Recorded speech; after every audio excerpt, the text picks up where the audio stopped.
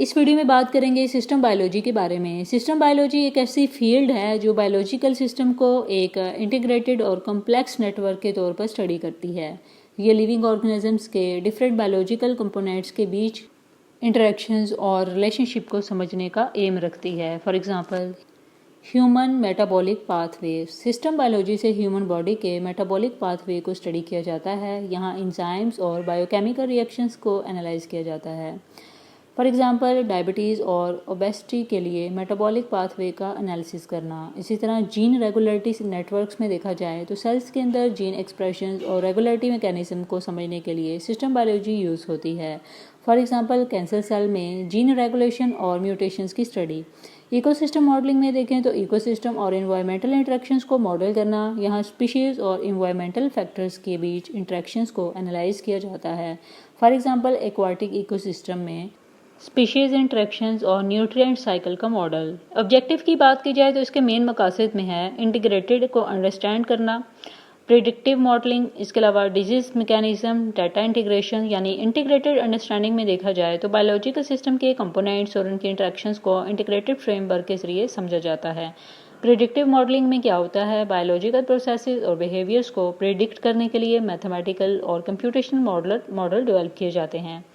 Disease mechanism में भी ये होता है कि डिजीज़ के मैकेनिज्म को समझने और उनकी ट्रीटमेंट्स को डेवलप किया जाता है। डाटा इंटीग्रेशन में देखें तो लार्ज स्केल बायोलॉजिकल डाटा को इंटीग्रेट और एनालाइज करना जिससे कंप्रीहेंसिव अंडरस्टैंडिंग मिल सके। इंपॉर्टेंस की बात की जाए तो होलिस्टिक व्यू में इसको देखें तो सिस्टम बायोलॉजिकल सिस्टम को होलिस्टिक व्यू प्रोवाइड करता है जो इंडिविजुअल कंपोनेंट से ज़्यादा इंटरेक्शंस को समझने में हेल्प करता है। डिजीज़ रिसर्च में भी इसका बहुत इंपॉर्टेंट रोल है। डिजीज़ मैकेनिज्म को बेटर समझने और ट्रीटमेंट्स डेवलप करने में हेल्प मिलती है। बायोटेक्नोलॉजी में भी इसका इंपॉर्टेंट रोल है। बायोटेक्नोलॉजी और सिंथेटिक बायोलॉजी की एप्लीकेशंस के लिए इंसाइट प्रोवाइड करता है जो न्यू इनोवेशंस और सॉल्यूशंस डेवलप करने में हेल्प करती है। इसी तरह इकोसिस्टम और इन्वायरमेंटल इंटरेक्शंस को स्टडी करने के लिए इम्पॉर्टेंट है जिससे इन्वायरमेंटल मैनेजमेंट और कंजर्वेशन स्ट्रेटजीज डेवलप की जा सकती हैं। नेक्स्ट बात करते हैं यूजेस की, तो इसका यूज़ डिफरेंट फील्ड्स में है। लाइक ड्रग डेवलपमेंट में देखें तो न्यू ड्रग्स और ट्रीटमेंट डेवलप करने के लिए सिस्टम बायोलॉजी के इंसाइट्स और मॉडल्स यूज़ किए जाते हैं। इसी तरह एग्रीकल्चर में भी इसका यूज़ है। क्रॉप्स और लाइफ स्टॉक की जेनेटिक इंप्रूवमेंट और इन्वायरमेंटल इंटरेक्शंस को स्टडी करने के लिए सिस्टम बायोलॉजी यूज़ होती है। पर्सनलाइज्ड मेडिसिन में भी इसका यूज़ है। जेनेटिक और मेटाबॉलिक प्रोफाइल्स के बेसिस पर पर्सनलाइज्ड ट्रीटमेंट प्लान डेवलप करने में हेल्प मिलती है।